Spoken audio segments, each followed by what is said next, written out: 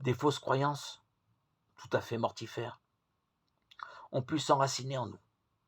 Ayant manqué d'amour, nous pensons bien souvent qu'une relation vivante, réelle, avec un Dieu qui aimerait personnellement est impensable, inenvisageable. C'est comme un monde qui nous est étranger, une langue que nous ne comprenons pas, des mots qui ne nous atteignent pas. Ou alors, si Dieu est réellement amour, c'est pour les autres, pas pour nous. Car si nous n'avons pas été aimés, c'est que nous ne valions pas la peine d'être aimés.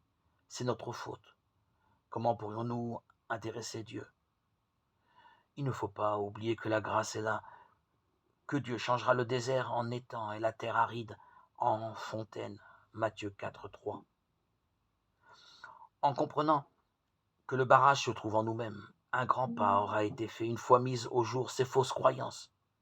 Il sera possible de les mettre en résonance avec la parole de Dieu. C'est la première vérité qu'il va falloir y intégrer.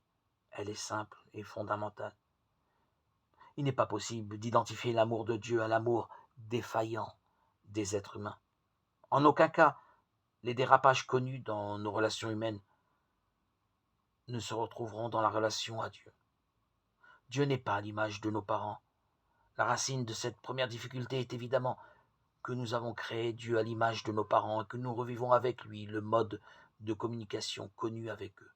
Comment croire alors à l'amour de Dieu, alors que notre propre père ou mère était inexistant, absent, indigne ou oppressant?